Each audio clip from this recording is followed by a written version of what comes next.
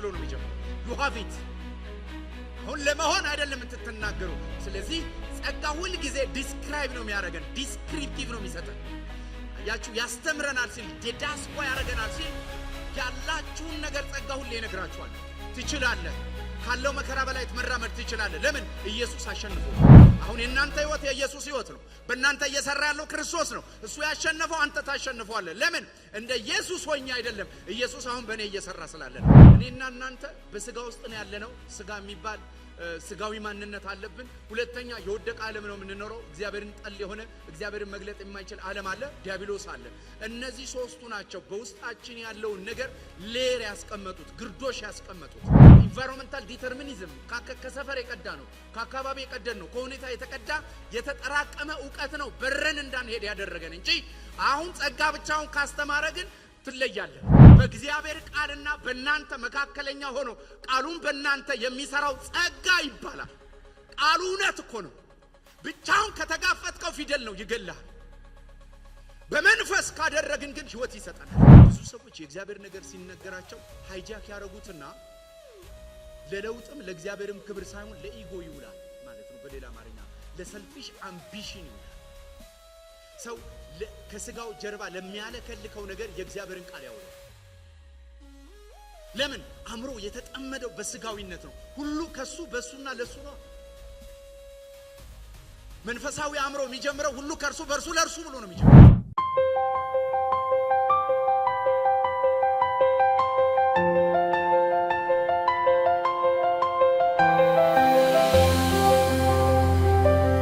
ጌታ ስም ብሩክ ይሁን።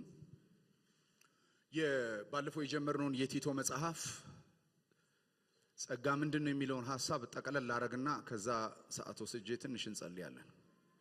ሰዎችን ሁሉ የሚያድን የእግዚአብሔር ጸጋ ተገልጧልና ይህ ጸጋ ኃጢአተኝነትንና ዓለማዊ ምኞትን ክደን የተባረከውን ተስፋችንን እርሱም የታላቁን የአምላካችንንና የመድኃኒታችንን የኢየሱስ ክርስቶስ ክብር መገለጥ እየጠበቀን ራሳችን በመግዛት በጽድቅ እግዚአብሔርን በመምሰል በአሁኑ ዘመን እንድንኖር ያስተምረናል።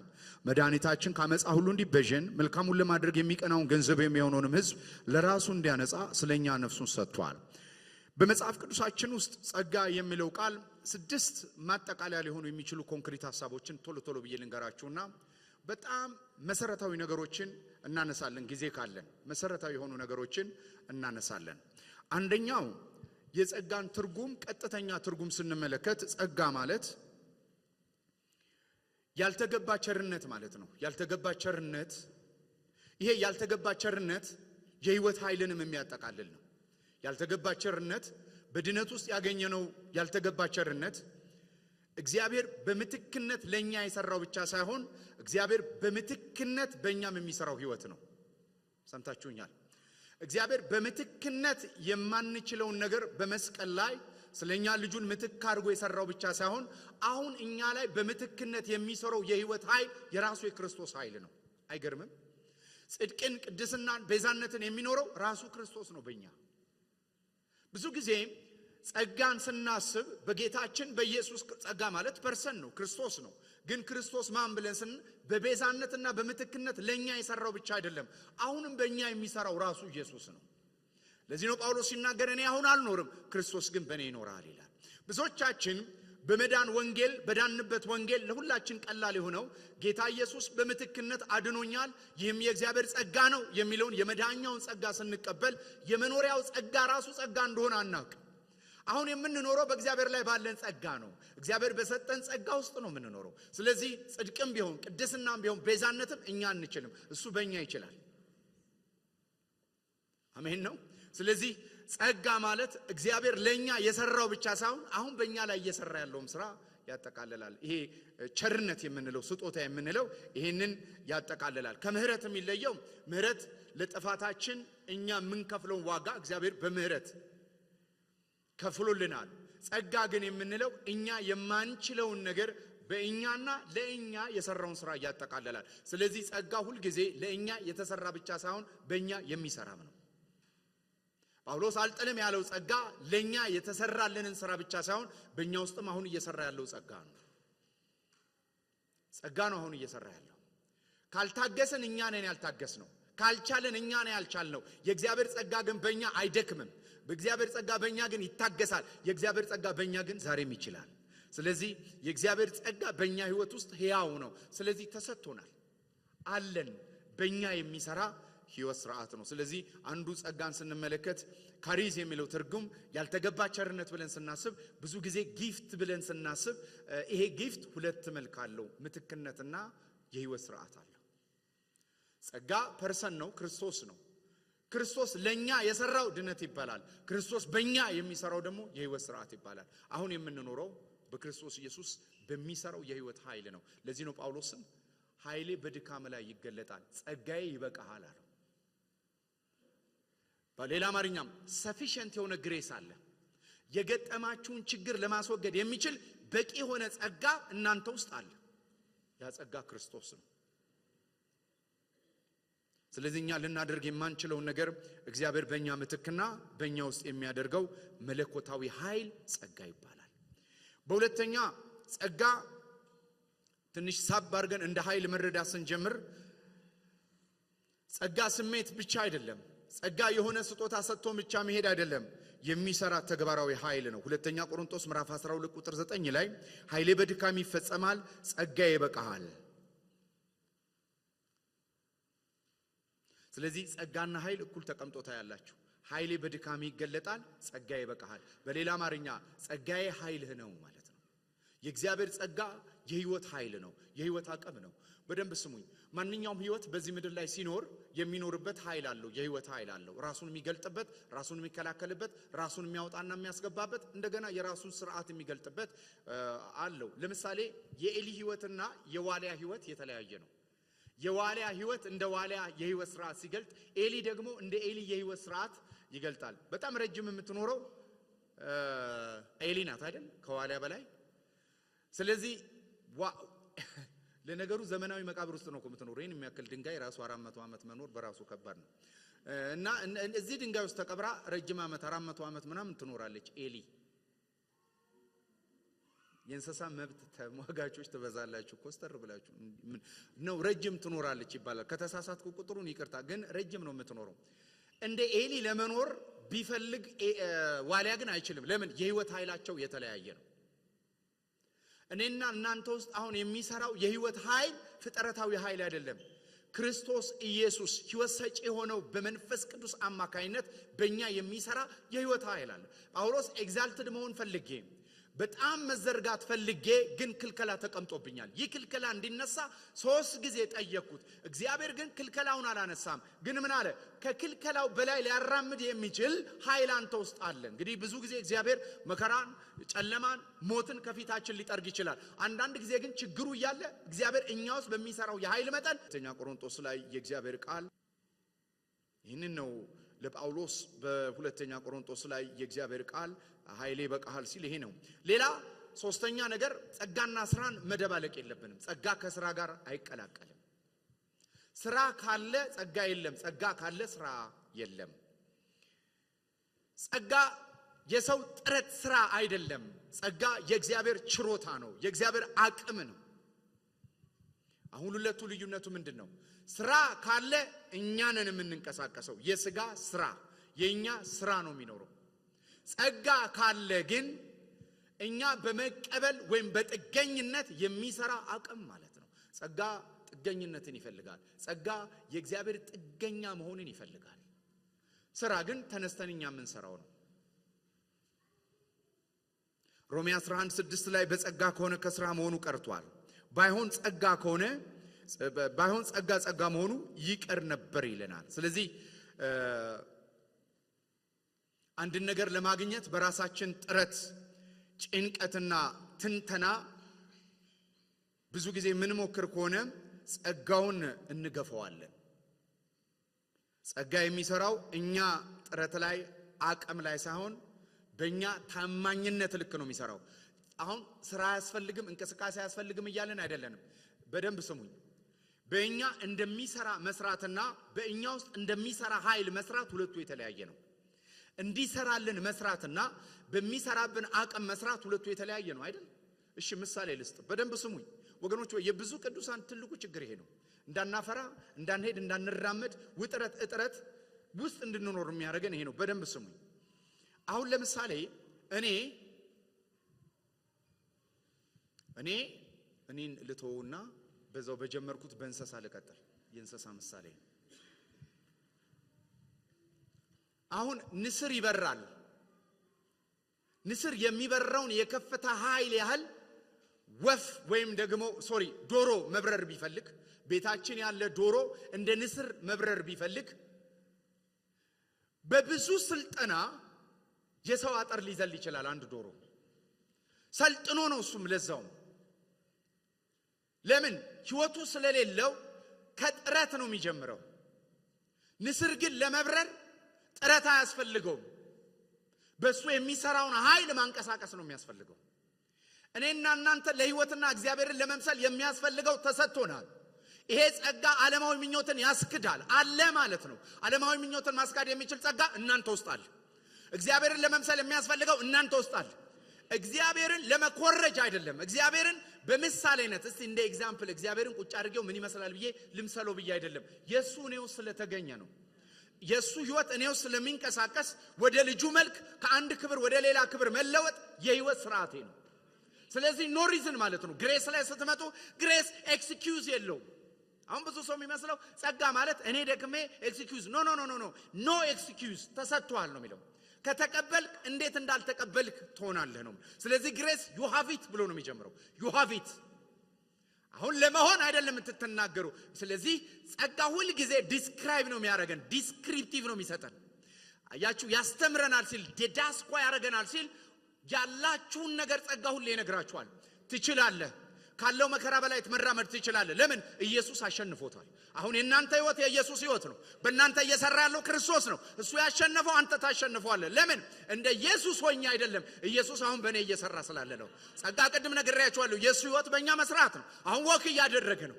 ስለዚህ በዚህ ስጋ በዚህ ጃኬት ውስጥ እየተንቀሳቀሰ ያለው ሰው ብቻ አይደለም። ለዚህ ነው ጳውሎስ ሲናገር በእናንተ መካከል ክርክር አለ። ስለዚህ you are merely human being ሰው ብቻ መሆናችሁ አይደል? ለምን? ከሰው በላይ እንዲራመዱ ስለሚጠበቅ። ለምን? ከሰው በላይ የሆነው እነሱ ውስጥ አለ። you have it ስለሌለን አይደለም፣ ስላላስተማረን ነው። በጸጋ ስላልተማረን ነው። ስለዚህ ጸጋ ይላል ዓለማዊ ምኞትን ክደን አይደል? እግዚአብሔርን መምሰልም ያስተምረናል፣ ዲዳስኳ ያደርገናል፣ ትሬን ያደርገናል። ስለዚህ የብዙዎቻችን ችግር ትሬን እንዳለመደረግ ነው። አንድ ህፃን የሆነ የተወለደን ጫጩት የሆነ ንስር ከወፍ ጋር ብታሳድጉት እንደ ወፍ ይበላል፣ እንደ ወፍ ይለቅማል፣ እንደ ወፍ መብረሩን አያውቅም። ወፍና እሱ ግን ይለያያል። ማን ነው? ዶሮና እሱ ግን ይለያያሉ። ዶሮና እሱ ይለያያሉ። ዶሮ ጭሮ ነው የሚበላው። ንስር ግን የተጫረ አይደለም የሚበላው፣ ህይወት ያለበትን ነገር ነው የሚበላው። ይሄ ጉልበቱ ጡንቻው ራሱ የተለየ ነው። ስለዚህ ይሄንን ጡንቻው እንዳይጠቀም ያደረገው ምንድነው? ዶሮ ላይ መዋሉ ነው። እኔና እናንተ በስጋ ውስጥ ነው ያለነው። ስጋ የሚባል ስጋዊ ማንነት አለብን። ሁለተኛ የወደቀ ዓለም ነው የምንኖረው። እግዚአብሔርን ጠል የሆነ እግዚአብሔርን መግለጥ የማይችል ዓለም አለ፣ ዲያብሎስ አለ። እነዚህ ሶስቱ ናቸው በውስጣችን ያለውን ነገር ሌር ያስቀመጡት፣ ግርዶሽ ያስቀመጡት። ብዙ ጊዜ ብዙዎቻችን ስንሰማ የቤተሰብ እርግማን ብለን የምናስበው ወይም ጄነሬሽናል ከርስ ብለን የምናስበው በዘር ማንዘር የሚተላለፍ ስፒሪት ብቻ አይደለም። ጄነሬሽናል ተውት እኮ ነው። በኢንቫይሮንመንታል ዲተርሚኒዝም ከሰፈር የቀዳ ነው፣ ከአካባቢ የቀደን ነው፣ ከሁኔታ የተቀዳ የተጠራቀመ ዕውቀት ነው በረን እንዳንሄድ ያደረገን እንጂ አሁን ጸጋ ብቻውን ካስተማረ ግን ትለያለህ። በዳንና በኤስታኦል ሶምሶንን ያነቃቃ እንደነበረ መንፈስ ቅዱስ ያነቃቃሃል። ምን ለማድረግ? የልጁን ህይወትና ስርዓት በእናንተ ውስጥ በልጃው ታርጎ እንዲወጣ። አንድ ሌላ ህይወት እኮ አለ በስጋ ላይ መሰልጠን የሚፈልግ፣ በዚህ ዓለም መገለጥ የሚፈልግ፣ የልጁን መልክ ማሳየት የሚፈልግ፣ ኖ የሚል ግዞትን ኖ የሚል፣ ባርነትን ኖ የሚል፣ ጨለማን ኖ የሚል አንድ ህይወት አለ እናንተ ላይ የተገጠመ። ያ ህይወት ትሬን መደረግ ሲጀምር ኤክስፕሎር አድርጎ መውጣት ይጀምራል። ስለሌለን አይደለም የተሸነፍነው፣ ስላልሰለጠንን ነው። ትሬንድ አይደለንም። ግሬስ ሴቲንግ የለንም። በጸጋ አለህ ከሚል አልጀመርንም። ለመኖር ስለምንሰራ ነው ያልተገለጠው። እግዚአብሔር የአዲስ ኪዳን ብቻ አምላክ አይደለም፣ የብሉይ ኪዳንም አምላክ ነው። ሰዎች ሁሌ ግራ ነው የሚገባቸው። ሁሌ ሲጀምር እግዚአብሔር ሁሌ ጸሎት ስናጸልይ ሳወራ ስንነጋገር ነበር። አያችሁ እግዚአብሔር ሁሉ ጊዜ ከናንተ ጥሩ የሚወጣውን ኳሊፋይድ የሆነ ፐርሰናሊቲ አይደለም የሚፈልገው። እግዚአብሔር ማየት የሚፈልገው ልጁን ነው። ይኸውላችሁ እኔ በሆነ ምክንያት ስለታገስኩኝ እግዚአብሔር አማረ ታጋሽ ነው አይልም። እግዚአብሔር ሁሉ ጊዜ እኔ ብታገስ እሱ ነው የሚከብረው። ለምን? የሱ በኔ ነው፣ የኔ የለም፣ የኔ አልተፈለገም። ለምን? የኔ የመርገም ጨርቅ ነው። የኔ በጎ ስራ ክፉ ነው። ከሰው የሚጀምር በጎነት የለም። እግዚአብሔር ማየት የሚፈልገው የሱም በእኛ ነው። አንድ ጊዜ እግዚአብሔር ይሄ የሥጋ ስራ ላሳያችሁ። አንድ ጊዜ ሙሴን እግዚአብሔር ምን አለው? ጥሪ ጠራው። አሁን ብዙዎቻችን የሚምታታብን ይሄ ነው። ጥሪ ጠራው። እግዚአብሔር ሲጠራው አልተሳሳተም። እስራኤልን ከግብጽ ታወጣለህ የሚለው የተሳሳተ መልእክት አይደለም፣ ነግሮታል። ግን ይሄ እግዚአብሔር በመንፈስ የነገረውን የፈርዖን ልጅ እንደማይሆን በመንፈስ የተነገረውን በመንፈስ ዓለም የተጸነሰው በሥጋ ለማስፈጸም ይዞ መምታት ጀመረ። እስራኤልን ከግብጽ ለማውጣት ሰንጤ ያነሳ፣ ጩቤ ያነሳ። ይህንን የሥጋ ሥራ ሲጀምር ከሥጋ መበስበስ ነው ያለውና 40 ዓመት ምድረ በዳ ከንጉሥ ልጅ ኖብል ከሆነ ማንነት ነቲንግ ሆነ። ከብትረኛ ስም የለውም፣ ሰፈር የለውም፣ የምድያም ከብት የሚጠብቅ ተራ ሰው ሆነ። በሥጋ ሥራ ተራነትን ሙሴ ያውቃል። በጥሪ ተፈናቅሎ መውጣትንም ያውቃል። ይሄ ኖባዲ 40 ዓመት በኋላ እግዚአብሔር መጣና ሳምባዲ ያደረገው በምን ጭርስ አርጎ መናገር አልችልም መሄድ ይቅርብኝ ብሎ ኢየሱስ ሲጨርስ የእግዚአብሔር በሱ ሕይወት ጀመረ። መጽሐፍ እንደዚህ ይላል ስለ ሙሴ። ይሄ የሥጋ ሥራ የሚለማመድ ሥጋዊ የሆነ ሙሴ እግዚአብሔር ሲያገኘው እንደዚህ አለ፣ በምድር ላይ እንደ ሙሴ አይነት ትሁት ሰው የለም ይላል። እግዚአብሔር ለትሁታን ጸጋን ይሰጣል። ጸጋ በሕይወት ላይ ኦፕሬት እንዲያደርግ ይኸውላችሁ የእግዚአብሔር ጸጋ በሕይወታችን ያልሰራበት ትልቁ ምክንያት እኛ ስላላረፍን፣ እኛ እየሰራን ስላለ ጸጋው መስራት አቃተው። እኛ በምን እየሰራን ነው? በመሰለኝ፣ በደሳለኝ፣ በተሰማኝ፣ ባሰማኝ ነው።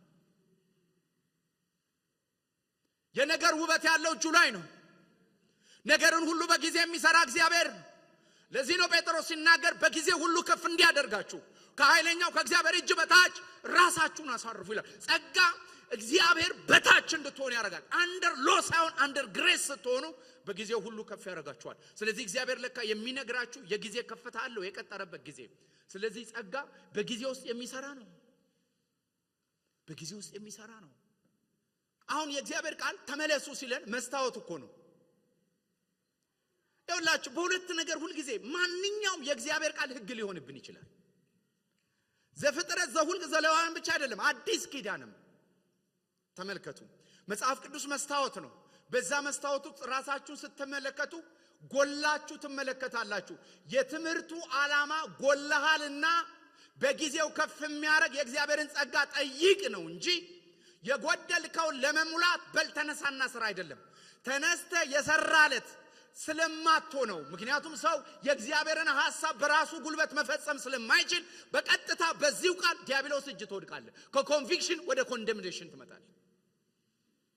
ቃሉ የተላከው ለኮንቪክሽን ነው፣ ጸጋ እንድትጠይቅ። እኔው ተነስቼ እሰራለሁ ስትል ወደ ኮንደምኔሽን መንደር ትወርዳለህ። ዋሬቨር መልእክት ሊሆን ይችላል፣ ትንቢት ሊሆን ይችላል፣ የቃል መልእክት ሊሆን ይችላል። ዛሬ እግዚአብሔር ቃል ሲናገራችሁ የጎደላችሁበት ነገር ካለ ጸጋ ጠይቁ። አሜን ነው። ለምን መሰላችሁ? በእግዚአብሔር ቃልና በእናንተ መካከለኛ ሆኖ ቃሉን በእናንተ የሚሰራው ጸጋ ይባላል። ቃሉ እውነት እኮ ነው። ብቻውን ከተጋፈጥከው ፊደል ነው፣ ይገላል። በመንፈስ ካደረግን ግን ሕይወት ይሰጠናል። ጸጋ ሕይወትን ይሰጣል። እየገባችሁ ነው? that's our boundary። አሁን ሁሉ ጊዜ እግዚአብሔርን ቃል እየገለጣችሁ ስታነቡ ስተታችሁ ድካማችሁን ከነገራችሁ ወደ ጸጋ ዞር ካላላችሁ ያንን ለማድረግ የሞከራችሁ ቀን ስትሞክሩ አታረጉትም። ለምንድን ነው የማታደርጉት? ሰው በኃይሉ ሊበረታ አይችልም። ይሄንን እመኑ። ወይ ዶፒን ውጣችሁ ካልሆነ በስተቀር አትችሉም። ሰው በኃይሉ አይበረታም። ስለዚህ በምን በርቱ? በጌታና በኃይሉ ችሎት በርቱ። በአጭር አማርኛ ቃሉ የሚነግራችን ድካማችንን አዲስ ኪዳንም ብሉይ ኪዳንም እየተነበበ ደካማ መሆናችሁን ወቁ። ጸጋ የመጀመሪያው አልችልምና ደካማ የሚለውን እጅ መስጠት ነው። እጅ ከሰጠ በኋላ እሱ ባንተ መስራት ይጀምራል። ኃይሌን በድካም እገልጣለሁ። ሰው አሁን ትልቁ ችግር እግዚአብሔር እንዳይሰራበት አልደከመም፣ ሮጦ አልደከመም፣ የሆነ ነገር አልደከመም። ያልደከመ ሰው ካለ እስኪ ደክም ጠብቁት። ሲደክም ነው እግዚአብሔር የሚሰራው። ሲደክም እጅ ታነሳለህ። ሃሌሉያ ስሙ ይባረክ። እየገባችሁ ነው? ስለዚህ ጸጋ እያወራን ያለ ነው ስለ ኤክስኪዩዝ ምናምን አይደለም እያወራን ያለ ነው። እግዚአብሔር የሚሰራበት የህይወት አቅምና ስርዓትን ማወቅ ነው። ሌላ ጸጋ የመቀበያ መስመር ነው። ይሄንን ቻናል ሁሉ ጊዜ ፍሎ እንዳትሳሳቱ። ከእግዚአብሔር ወደ ሰው የሚመጣ ነገር ሁሉ በጸጋ ነው የሚጀምረው።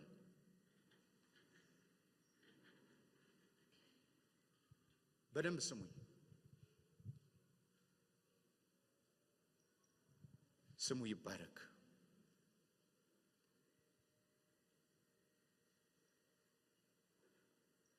ጸጋ ከእግዚአብሔር ወደ እናንተ ይመጣል። ከእግዚአብሔር ወደ እናንተ ቢመጣም መቀበያ ግን አለው እጅ። ያ እጅ እምነት ይባላል። አሁን ብዙ ሰው የእምነት ባይዘወይ ዘመናዊ የህግ አስተምሮ እምነት ነው። ፌዘንም ነው። ፌዘን እንዲያርገው ፌዝ አይደለም የሚታመነው፣ ሰጪው እግዚአብሔር ነው የሚታመነው። ፌዝ ጓንት ነው፣ እጅ ነው ለመቀበል የሚደረግ እንጂ እምነት የእግዚአብሔር እጅ መፈልቀቅ አይችልም። ምክንያቱም በእኔ እምነት ልክ የሚሰራ እግዚአብሔር ካለ ለእኔ ፓፔት ነው እሱ፣ እኔ ነኝ የማሰራው ማለት ነው። እግዚአብሔር ይሰራል፣ እኛ እንቀበላለን። ተቀባይነት ነው። እምነት የሪሲቪንግ ቻናል ነው፣ የማኒፑሌሽን ጉልበት አይደለም።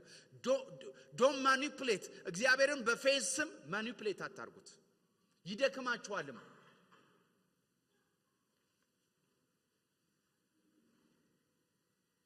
ባይዘው እግዚአብሔር ያልሰጣችሁን ነገር አመኛለሁ ብትሉ እምነታችሁ እብደት ነው የሚሆነው። እምነትና እብደት ሰው መለየት አለበት። እምነት ከእብደት ይለያል። እምነት መቀበያ ነው፣ እሺ መባያ ነው። እግዚአብሔር በቸርነቱን ልግስናውን ሲሰጥ ሰዎች እሺ በማለታቸው እግዚአብሔር ደስ ይሰኛል። ደስ የሚያሰኘው እምነት እግዚአብሔር የሰጠንን በመቀበል ነው። ስለዚህ የተሰጠንን ጸጋ መቀበያ ነው እምነት።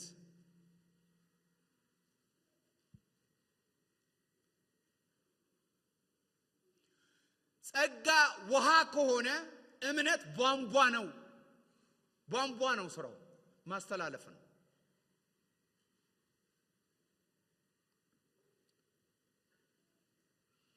ስለዚህ ቧንቧ ከሌለ ውሃው እያለ ሊፈስ አይችልም። ግን የቧንቧው ስራ የውሃውን ስራ መተካት የለበትም ነው የምለው። ቧንቧም አስፈላጊ ነው። ጸጋኛ ጋር እንዲደርስ ቧንቧ አስፈላጊ ነው። እምነት አስፈላጊ ነው። ሌላ ወቅታዊ ጸጋ የሚባል አለ። ታይምሊ ግሬስ። እግዚአብሔር በጊዜው የሚሰጣችሁ ጸጋ አለ። በጊዜው የሚሰጣችሁ ጸጋ አለ። ጸጋ የዳንበት ብቻ አይደለም፣ የምንኖርበት ብቻ አይደለም፣ በጊዜ የሚለቀቅም ጸጋ ነው። መጽሐፍ ቅዱስ ሲናገር የዕብራውያን ጸሐፊ ምዕራፍ 4:16 ላይ የሚረዳንን ጸጋ እንድናገኝ ወደ ጸጋው ዙፋን በእምነት እንቅርብ። የሚረዳንን ጸጋ። ዛሬ አንድ ነገር ልንገራችሁ። የመከራችሁን እኩል ወይም ከመከራችሁ የሚያወጣ እኩል ጸጋ አለ። ሁላችንም የተለያየ ነገር ውስጥ እናልፋለን። ያንን ፊት የሚያደርግ እግዚአብሔር ጸጋ አለው ነው የሚለው የዕብራውያን ጸሐፊ። በስደትና በመከራ ለሚያልፉ ሰዎች የሚረዳ ጸጋ አለ። ፕሬዘንትሊ አክት የሚያደርግ ግሬስ አለ፣ የሚረዳ ጸጋ። ሌላ ሁለተኛ የሚረዳ ጸጋ ሲነግረን እግዚአብሔር ለነገ ዛሬ የሚሰጠን ጸጋ የለም። ለዛሬ ነው። ስለዚህ ጸጋ ሁሌ እየቀረብን የምንቀበለው ነው። ተቀብለን አንዴ እንደ በከራ ተሞልተ ነው እያልን ይሄ ነዳጅና ናፍጣና ቤንዚን ለማይፈልግ የኤሌክትሪክ መኪና አይደለም። ጌታ ይባርካችሁ። የኤሌክትሪክ መኪና ያላችሁ ሰዎች በጊዜ ጌታ መክሯችኋል። ናፍጣ ላይ ያዝንም ሰዎች የእግዚአብሔር ጸጋ አለ እና ለነገው ችግር ዛሬ ጸጋ አይሰጥም። የዛሬውን ጸጋ ለዛሬ ሸክም ብቻ ነው የሚሰጠን። ስለዚህ ለምንድን ነው ይሄን የሚያደርገው? በየቀኑ ጸጋን ለመቀበል እሱ ጋር እንድንመጣ። የክፍሉ ሐሳብ የተቀመጠበት ሴንተንስ ኮንስትራክሽን እሱ ነው። ለየቀኑ ጸጋ። ትላንት የተቀበልነውን የትላንት ተግዳሮት አሳልፎናል። ዛሬ ደግሞ እንበረከካለን። ምህረትንና ጸጋን እንድንቀበል ወደ ጸጋው ዙፋን እንቀርብ ይላል። ለምን? ዛሬ ደግሞ ሌላ ቀን ነው። የዛሬ ክፋት ሌላ ነው። የዛሬ ጨለማ ደግሞ ሌላ ነው። ለዛሬ የሚሆን ደግሞ እግዚአብሔር ጸጋ አለው። መና ነው ጸጋ በየቀኑ የሚታደል ጸጋ ነው ጸጋ አንድ ጊዜ ተሞልተን የምንኖረው አይደለም ሁሉ ጊዜ በነገር ሁሉ በተግዳሮቶቻችን የምንመ ስለዚህ ታይምሊ ግሬስ የምንለው ይሄን ነው ጸጋን ታይምሊ ደግሞ መረዳት በጣም አስፈላጊ ነው ስለ ጸጋ ያለን ዕውቀት ሌላው ታይምሊ በየጊዜው እግዚአብሔር ጸጋን ይሰጣል አንዳንድ ሰዎች እንደዚህ ይላል ጸጋ አንድ ጊዜ እንደተቀበልከው ከዛ በኋላ ይሰራል ኖ ጸጋ አንድ ጊዜ የሰራው ለድነታችን ነው እለት እለት ግን ጸጋ መቀበል አለብን ለየምንኖረው ህይወት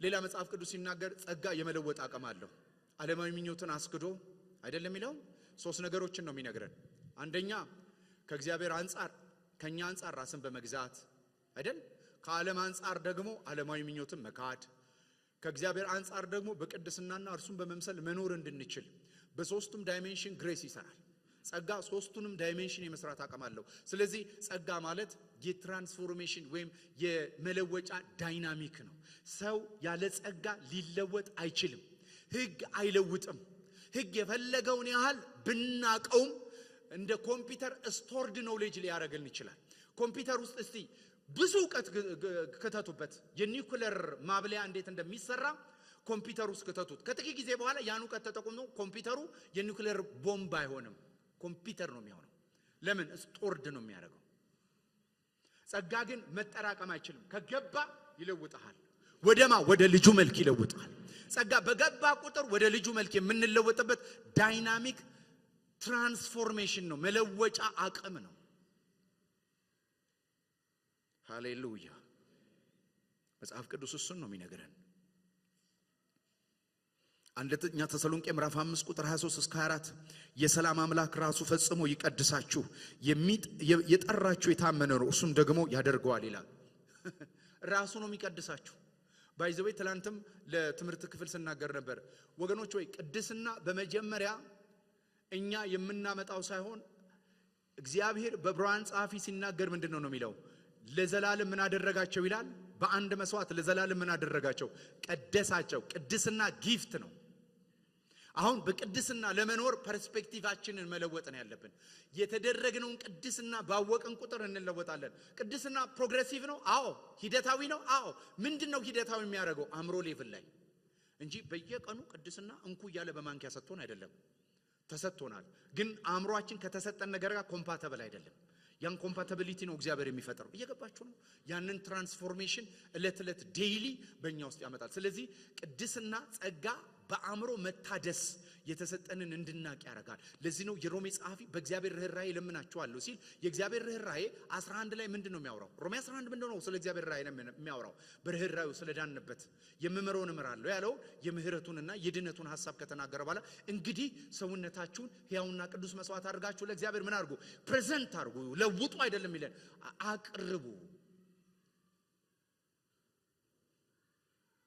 ሰውነታችሁን ሕያውና ቅዱስ መስዋዕት አድርጋችሁ አቅርቡ how ይሄንን ዓለም አትምሰሉ how በአእምሮአችሁ ታደሱ be transformed by the renewal of your mind በአእምሮ መታደስ የሚለው ቃል ሜታሞርፎ የሚል ትርጉም ይወስዳል ሜታሞርፎና ሞዲፊኬሽን ይለያያል ዓለምን አትምሰሉ don't be modified አሁን እኛ ሞዲፋይ መሆን የለብንም ቅዱስ ጻድቅ ለመሆን ከልብስ ጀምረን ከመስቀል ጀምረን አንቋቋምና ካነጋገር ጀምረን አባ ሰላማን አይቷል ከእንደነዚህ ጀምሮ ሁሉ አይደለም የሚለን አያችሁ ይሄ ሞልድድ መሆን ነው ፌሮ ብረት ይዛችሁ እሳት ውስጥ አስገብታችሁ ቀጥቀጣችሁ ምን ታደርጉታላችሁ ቢላ ታደርጉታላችሁ ይሄ ሶፍት እንደዚህ የምታዩት ሶፍት ፊዚካል ሳይሆን ኬሚካል ቼንጅ ተካሂዶበት ከእንጨት የተገኘ ሶፍት ነው ይሄ ፍቅፋቂ ነው የእንጨት ፍቅፋቂ አንዳንዱ ለውጥ ይሄን እንጨታውን ስትመለከቱት ሞልድድ ስለሆነ በቀላሉ ፊዚካል ቼንጅ ውስጥ ስላለፈ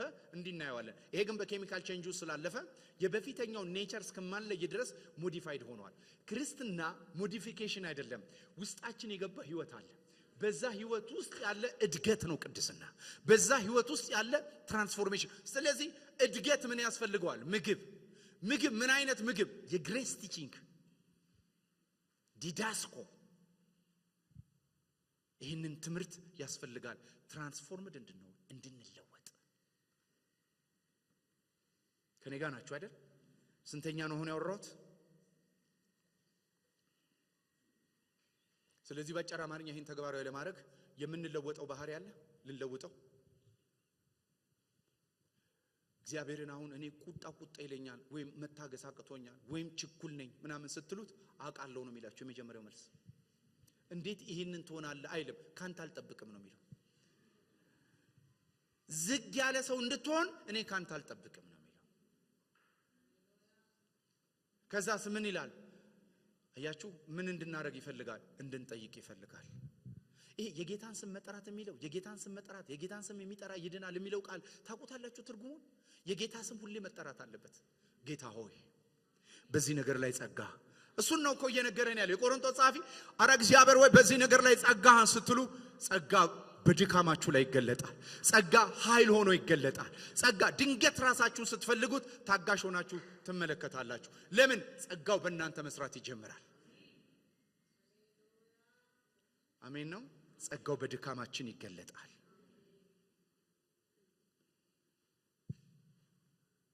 እኛ ግን እሱን መለወጥ ትተን እሱን ወይ እንደብቀዋለን ወይ እንለዋውጠዋለን ወይ ሚስቴክ ብለን እንይዘዋለን። ባይዘው አዲስ ኪዳን ላይ ኃጢአት ሚስቴክ አይደለም። ሲን አያችሁ የኃጢአት ትርጉማችን ለምን እንደተዛባ ታውቃላችሁ? የእግዚአብሔር ስዕል ስለተዛባብን ነው።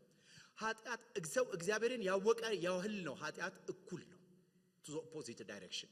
ምክንያቱም ከእግዚአብሔር ባህሪ ውጪ to the opposite ያለ ማለት እኮ ነው። ስለ እግዚአብሔር ባወቅን ቁጥር ነው ስለ ኃጢአት ያለን ዴፊኒሽን የሚለወጠው።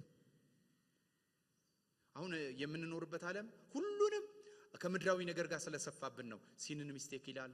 ኮምፒውተር አሁን ራሱ ኮምፒውተር ስናገር ነበር። ኮምፒውተር ሴቭ የሚል አለ ኮምፒውተር ላይ። አሁን ሰው ሳልቬሽን ብሎ ሲያስብ ድነት ብሎ ሲያስብ ሴቭ ትዝ ሊለው ይችላል የኮምፒውተር። ለምን? ወርዶ ቃሉ አንዳንዱ ወርዶ ተዋርዶ ወርዷል። ዊዛት ኳሊቲ እንዳንጠራ ያደረገን ከእግዚአብሔር ስታንዳርድ ስለማንነሳ ነው። ኃጢአት የእግዚአብሔር ስታንዳርድ ጋር ነው የምትመጡት። ከእግዚአብሔር ባህሪ ውጭ የሆነ ነገር ማለት ስለዚህ የእግዚአብሔር ቱዞ ኦፖዚት ስለ እግዚአብሔር ባለን ዕውቀት ልክ ነው ኃጢአት የሚታወቀው። ሰው ስለ እግዚአብሔር ባወቀ ቁጥር ስለ ኃጢአት ያለው ነገር እየታወቀ ይሄዳል ማለት ነው። ሚስቴክ አይደለም። ስለዚህ የሚያዋጣው አድነኝ ነው፣ ጸጋ ይምጣ ነው የሚለው። ስጋ መበስበስ ነው ያለው። ኃጢአት ሁሉ ጊዜ ሞት ነው ያለው፣ ክብር የለውም። ስንተኛ ነው ይሄ? ስድስተኛ አምስተኛ ነው ሶሪ ስድስተኛ። ጸጋ መለወጥ ይችላል። የእግዚአብሔር ቃል ይሄ አሁን ጸጋ እንማር፣ ስብከት እንስማ፣ ምንም ነገር እንስማ። እንዴት ነው ህግ የሚሆንብን? አሁን በደንብ ስሙኝ። ህግ ማለት 610 ህጎቹ ብቻ አይደሉም። ብዙዎቻችን በእግዚአብሔር ቤት ውስጥ ፍሬ እንዳናፈራ አሁንም ትልቁ እንቅፋታችን ሌጋሊዝም ነው፣ ህግ ነው።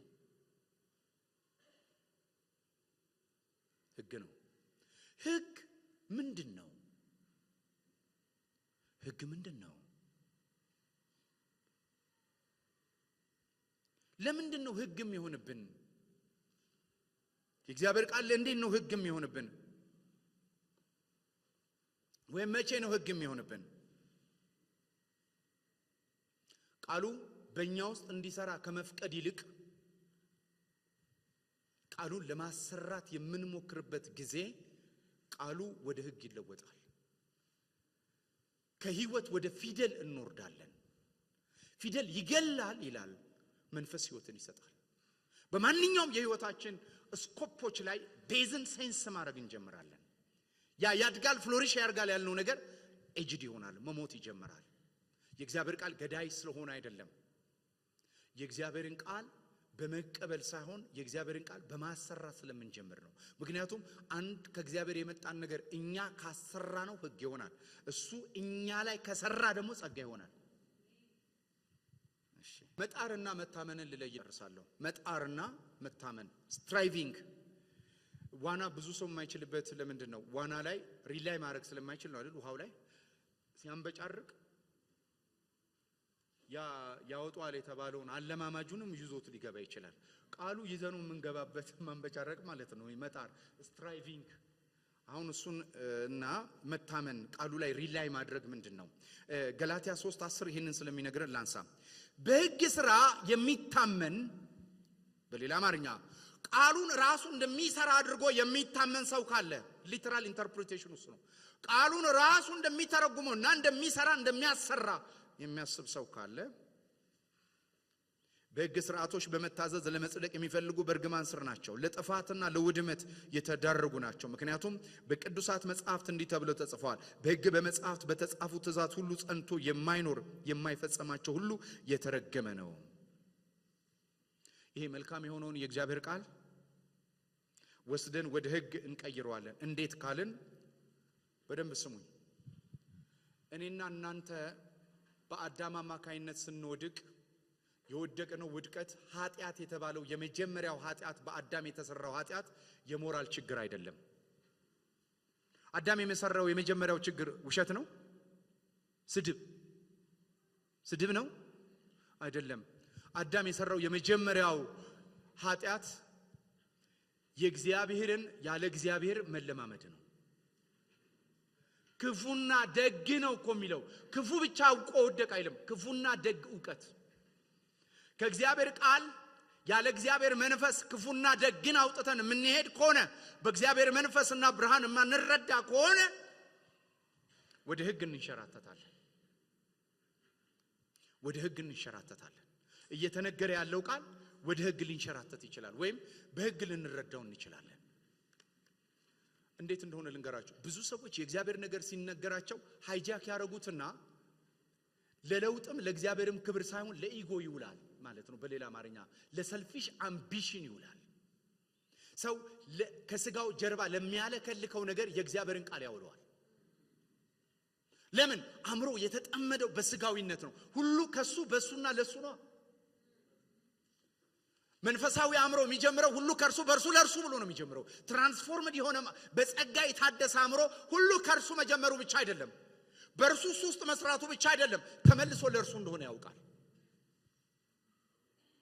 አያችሁ፣ ሃይጃክ አድርገን ለኛ እንዲሰራ ስናደርገው የእግዚአብሔር ቃል ይጠለፋል፣ አያፈራም፣ ኮራፕትድ ይሆናል፣ ሕግ ይሆናል። ከዛስ ምን መሆን ይጀምራል? ያለ እግዚአብሔር አቅም ያንን ቃል በፊደል ለመፈጸም ስንጀምር ስትራይቪንግ መጨነቅ እንጀምራለን፣ መቸገር እንጀምራለን። ይህንን ነው የእግዚአብሔር ቃል የሚነግረን።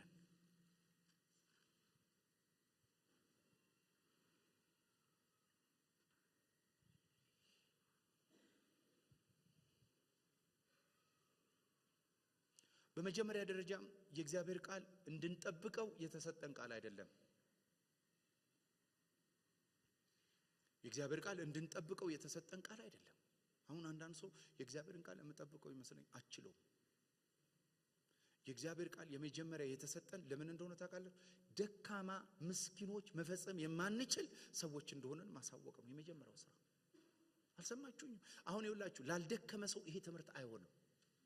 እኔ ከልጅነት የጀምሩ በጌታ ስለሆንኩ ያልደከምኩት ነገር የለም። እዚህ በጾም የሚበልጠኝ ሰው ካለ አላውቅም፣ መስክሮልኝ ካላወቀ በስተቀር እኔ የአምስተኛ ክፍል ምናምን ሆኜ ነው የምጾመው።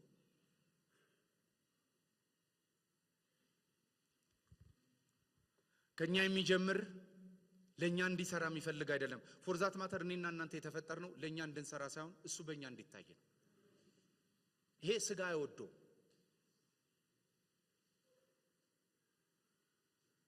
የኔና የናንተ ውበት ምን እንደሆነ ታውቃላችሁ? የልጁ መልክ በእኛ ሲገለጥ። ስዩም ያለ አሁን ሰዓሊ እዚህ ያለ በመካከላችን ሰዓሊ ያለ ስዕል ስሏል። ስዕሉን ከጨረሰ በኋላ አሁን ለምሳሌ በጣም የታወቀች ስዕል የማንን ታውቃላችሁ? ስዕል ፈረንሳይ ውስጥ ያለች በጥይት የማይበሳ መስታወት ውስጥ የምትታይ ማናት? ሞናሊዛ። የሞናሊዛን ስዕል ጆሮ ጌጥ ብታረጉበት ትንሽ ውበት ነገር አይጨምርባትም? ሊፕስቲክ ነገር ወይ የሆነ ነገር ብትጨምሩባት ሞናሊዛ ታምራለች። ግን ሞናሊዛ ላይ እሱን የጨመራችሁ ጊዜ ምን ተብሎ ነው የሚጠቀሰው? ኦሪጂናል ኢንቴንቱ ላይ እንደተነሳ ነው የሚቆጠረው። የመጀመሪያው መልክ ላይ እንደተነሳ ነው። እግዚአብሔር አንድ መልክ አለው፣ ዓለም ሳይፈጠር ያሰበው። ያ መልክ የልጁ መልክ ነው። አንድ መልክ ነው ያለው እግዚአብሔር። ሶስት መልክ የለው፣ አራት መልክ አይፈልግም። የተሻሻለ አማረ ራሱ ማየት ስለማይፈልግ ከክርስቶስ ጋር ተሰቀላችኋል ቱ ዛት ኤክስቴንት እኮ ሞታችኋል ብሎ ነው ክርስትና የሚጀምረው። ትችላላችሁ ብሎም አልጀመረም። ስለዚህ የመጀመሪያ ሴሌብሬት የማደርገው ዴዜን ነው። እኔና እናንተ ብቻ ነን እኮ መቃብራችን ላይ ቆመን ቀብራችንን የፈጸምነው። ክርስትና ላይ ስትመጡ እኔ አሁን ሞቻለሁ ስትል ቀብር ላይ ነው ቆመ። እኔ አሁን ሞቻለሁ አሁን መቃብር የወረደው አማረ ነው ብለህ ነው የምትጀምረው። ካስኬቷን በሌላ በኩል ብቅ ብለህ ከጠለቅ ግባ ነው ለኔና ለናንተ የታሰበው። ከኔና ከናንተ በጎነት የለም። እርሱ ግን በእኛ ይሰራል። ወደ ልጁ መልክ እስከምንለወጥ ድረስ ከክብር ወደ ክብር ይለውጠናል። ደግሞ በምድር ላይ የሚፈራ መልክ ያማረ መልክ አይደለም፣ የልጁ መልክ ነው። በእናንተ የልጁ መልክ ከተገለጠ እሱ ሲኦልን አሸንፏል። እሱ ሞትን አሸንፏል። እሱ የሲኦል ደጆች ያውቁታል። አንዳንድ ጊዜ እግዚአብሔር በጉባኤ ላይ ሲገልጥ ነው አይደል አጋንንት የምናወጣው። የልጁ መልክ ግን እየተሳለብን ሲመጣ የእግዚአብሔር ልጅ ሆይ ጊዜው ሳይደርስ ለምን መጣ ያውቁታል። ያ መልክ በእናንተ ይታወቃል። ለዚህ ነው አንዳንድ ጊዜ ሰዎች እንደዚህ ይላሉ፣ አጋንንት ድሮስ እየጸለየን እያለን በበር ስንሄድ ይወድቃል ይላል። ለምንድን ነው የሚወድቀው? የበዛ የልጅ መልክ አለ ማለት ነው። የተገለጠ የልጅ መልክ አለ ማለት ነው። ያ መልክ ባለበት የመልኩ ጠላት ሁሉ ይመታል። ኢየሱስ ያድናል። ያመት ሥራ መፍረስ ይጀምራል። ሲኦል እጁን የሰጠው ለአማራ አይደለም። ጉስቁልና እጁን የሰጠው አማራ ለሚባል ሰው አይደለም። በሞት ላይ ስልጣን ያለው አንድ ነው። ላለቆችና ለስልጣናት የተገለጠው አንድ ነው። ወደ ታች ወርዶ ምርኮን የማረከው አንድ ነው። እሱ ማን ይባላል? ኢየሱስ። ስለዚህ የኢየሱስ ብቻ ሳንሆን የልጁ ሕይወትም በእኛ ተገልጦ ነው ክርስትና። ግሬስ እሱን ነው የሚያደርገው። ይስለዋል። ኢየሱስን በላያችን ላይ ይገልጠዋል። ይሄ ቃል ብጭቅ አድርገን እኛ ምን ሆነው አይደለም። መጽሐፍት ሁሉ ስለሱ ተናግረዋል። እግዚአብሔር ሆይ በሉ መጽሐፍ ስታነቡ ከመጽሐፍ አገልብጡ። ከዚህ ፊደል መጽሐፍ አገልብጡ። መጽሐፍ ከማንበባችሁ በፊት የእግዚአብሔርን ቃል እንዲህ ብላችሁ ጸልዩ። እግዚአብሔር ሆይ በዚህ ክፍል ላይ ልጅን በግሩም መገለጥ ግለጥልኝ በሉት። ከዛስ ቃሉን እያነበባችሁ ኢየሱስ ወክ እያደረገ ቃሉ ላይ ታዩታላችሁ። የእግዚአብሔር ተስፋ የሆነው የእግዚአብሔር ሐሳብ የሆነው የእግዚአብሔር መገለጥ የሆነው ክርስቶስን ስታዩት ራሱ እግዚአብሔርን ታዩታላችሁ። ለምን? እኔን ያየ አብን አየ ስለሚል። ስለዚህ ሁኔታን እያየን መፍራት ያን ያቆማል። ችግር እያየን መፍራት ያቆማል። ለምን? በመጽሐፍቱ ላይ የተገለጠው ወገኖቹ እኔ ልንገራችሁ የእግዚአብሔር ቅዱሳን የዕብራውያን ጸሐፊ ምዕራፍ 11 የሚናገራቸው ሰዎች በሙሉ በብሉይ ኪዳን ላይ ተቀምጠው ኢየሱስን አዩት። ከዛስ በኋላ አንዳንዶች የአንበሳን አፍ ዘጉ፣ አንዳንዶች ሙታናቸውን በትንሣኤ ተቀበሉ፣ አንዳንዶች ከጨለማ ወደሚደነቅ ብርሃን ፈለሱ። ማን አይተው? ኢየሱስን። እግዚአብሔር መበርቻ፣ መኖሪያ፣ መጠጊያ ሲኦልን ማሸነፊያ አድርጎ የሰጠን ኪ ክራይስት ይባላል። ጩሁና እስቲ ኢየሱስ በሉ። እግዚአብሔር እንደዚህ አለ፣ አትናወጡ። ኢራን፣ ኢራቅ፣ እስራኤል ዓለም እየተናጠነ ያለው አትናወጡ። ለምን? የማይናወጠው መንግስት እየወጣ ነው። በዚህ ውስጥ ደግም ያለ እግዚአብሔር ሰማይንና ምድርን አናውጠዋለሁ። አሁን ከሚናወጠው በላይ ይናወጣል። ግን አንድ ነገር ወቁ፣ በዚህ ነውጥ ውስጥ የሰው ስጋ እየፈረሰ የሰው አቅም እየደከመ የሰው ኃይል የሰው ብርታት የሰው ክፋት እየተሸነፈ ኢየሱስ ግን በክብርና በኃይል የነገስታቱ ንጉስ የማይናወጥ መንግስት ያለው የጽዮን ዓለት የሆነው ክርስቶስ በመከራ ውስጥ ከፍ ብሎ ይታያል። ዛሬ ከመከራችሁ ኢየሱስ ጎልቶ ይውጣ። ጨለማ ካላችሁበት ኢየሱስ ጎልቶ ይውጣ። ስለ ክርስቶስ በምትከፍሉበት ዋጋ ልጁ ከፍ ብሎ ይታይ። ልጁ ያለው ሕይወት አለው። አሜን። ክብር ለኢየሱስ ይሁን። ኢየሱስ የመጽሐፍ ትልቁ ግብ ኢየሱስ ነው። የእግዚአብሔር የዘላለም አጀንዳ ኢየሱስ ነው። ቆርሰን የምንከራከርባቸው ቆርሰን የምንማጎትባቸው የእግዚአብሔር አጀንዳ አይደለም። አንድ ሰው መጽሐፍን ተረዳ የሚባለው አውዱን ጠብቆ ሲተረጉም አይደለም፣ በክፍሉ ሲረዳ ብቻ አይደለም፣ ወደ ኢየሱስ ሲደርስ ነው። በመጽሐፍ የዘላለም ሕይወት እንዳለ ታምናላችሁ፣ ታነባላችሁ፣ ይመስላችኋል። መጽሐፍት ግን የዘላለም ሕይወት መጨረሻ። እኛ የመጽሐፉ ሰዎች አይደለንም። እኛ ፐርሰን የሆነው የክርስቶስ ነው። ቡድሃ ከዚህ ዓለም ሲለይ ነግሬያችሁ እንደሆነ አላውቅም። ቡድሃ ከኢየሱስ ክርስቶስ ልደት 200 ዓመት በፊት የቡዲዝም እምነት መስራች ሲሄድ እንደዚህ አለ፣ እኔ ልሄድ እችላለሁ፣ መጽሐፍ ያብሯችሁ ይኖራል አለ። ኢየሱስ ግን እንደዚህ አለ፣ እኔ እሄዳለሁ፣ ለዘላለም ግን በእናንተ ውስጥ እኖራለሁ።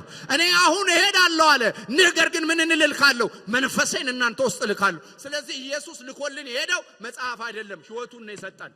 ስለዚህ ይሄ መጽሐፍ ወደ ሕይወት ነው የሚመራው። አምልኮ ወደ ሕይወት ነው የሚመራን። ነገሮች ሁሉ ተያይዘው ወደ ኢየሱስ ነው የሚመራን። ልክ ኢየሱስ ጋር አራይቭ ማድረግ ስትጀምሩ እሱ የሰላም ንጉስ ነው። መናወጥ የለም፣ አለት ነው እሱ። ኢየሱስ ያድናል። ዛሬ እግዚአብሔር ከኪሳችሁ መደገፍ፣ ከጤና ላይ መደገፍ፣ ከሁኔታ መደገፍ ተወጡና መኖሪያው እሱ መሆን ይጀምራል። በሕይወታችሁ ላይ እሱ መገለጥ ይጀምራል። ይሄን ነግሬያችሁ ነው ልጸልይ። ጌታ ኢየሱስ ክርስቶስ ጋር ክርክር ጀመሩ። ይሄ ኢየሱስ የሚባለው ምግብ ካበላን ከሙሴ ሊበልጥ ይችላል እንዴ አላቸው። ኢየሱስ እንደዚህ አለ፣ በምድረ በዳ ያላችሁ ምግብ ያበላችሁ ሙሴ አይደለም፣ ከሰማይ የወረድኩት መና እኔ ነኝ። እኔን የሚመገብ ለዘላለም ይኖራል። ለካ የእግዚአብሔር ዓላማ መና ያሳየ ማስደነቅ አይደለም። ከሰማይ የሚወርድ መና አለ፣ በልተን የማንራበው በልተን የምንጠግብበት ኢየሱስን እየገለጠው ነው። የአዲስ ኪዳን መብላችን ኢየሱስ ይባላል። በምድረ በዳ እስራኤል ሲሄድ ትዝ ይላችኋል አላቸው። አዎ አለት ውሃው ፍልቋል አይደል? አዎ ቆሮንቶስ እንደዚህ ይለናል። ዮሐንስ ወንጌል አይደለም፣ ቆሮንቶስ እንዲህ ይለናል። ያ እስራኤል በምድረ በዳ ሲሄዱ ይከተላቸው ከነበረ ቀን በደመና ሌሊት በእሳት ከሚሄደው አለት ውሃ ያወጣው ያ አለት ክርስቶስ ነው። አለት ውሃ ሊያወጣ አይችልም። ውሃ ሰብስቦ ይመጣል እንጂ አለት ውሃ ወጣ። ያ አለት ክርስቶስ ነው። እግዚአብሔር ወይ በሌላ ዳይሜንሽን አኑረን። ዓለም ከሚሄድበት የህይወት ስርዓትና ግፊት ውጪ ኢየሱስ በተባለ ማስተር ኪ፣ ክርስቶስ በተባለ ማስተር ኪ ኢየሱስ ያድናል። አሜን። ስሙ ይባረክ። ሃሌሉያ። ታዲያ የእግዚአብሔር ዓላማ ኢየሱስ የተባለን እንጀራ ዕለት ዕለት እንድንበላ ነው። ዕለት ዕለት እንድንበላው ከቃል ስናነብ ከቅዱሳን ጋር ስንሰባሰብ ኢየሱስ ይሄ የሚሞት ሰውነታችን የሚጸናው ይሄ በበሽታ በዓለም ሊበላ የሚችል በወደቀ ሰውነት ውስጥ ስንኖር ህይወት ዕለት ዕለት የሚሰጠው ኢየሱስ ነው። ስለዚህ ተጠጉ። ክርስቶስ ኢየሱስን በሚያወራ ግሬስን በሚያወራ ቮይስ ውስጥ ተጠጉ። ድንገት አጥንታችሁ ይለመልማል። ድንገት ሰውነታችሁ ይለመልማል። ድንገት ህይወታችሁ ይለመልማል። ኢየሱስ ያድናል። ክብር አለ ቤት ውስጥ፣ ክብር አለ ቤት ውስጥ። ኢየሱስ ሲወራ መንፈስ አለ ቤት ውስጥ። አሜን። ኢየሱስ ያድናል። አሜን። ስሙ ይባረክ። ይኸውላችሁ ህዝቡን እኮ ሃይማኖተኛ አድርገን መሐላ ሰፈር ነው። ወይ ኃይል ፍለጋ እንዲጠነቁል አልፈቀድንለት፣ ወይ ኃይል ፍለጋ ኢየሱስ ጋር እንዲጣበቅ አላደረግነው። ዛሬ አንድ ነገር ልንገራችሁ፣ በጽዮን አለት አናፍርም። እግዚአብሔር ምስክሬ ነው። የጌታን ስም የሚጠራ አያፍርም፣ ይድናል። በሕያዋን መንደር ላይ ክብሩን ይመለከታል። ስሙ ይባረክ። ኢየሱስ ያድናል።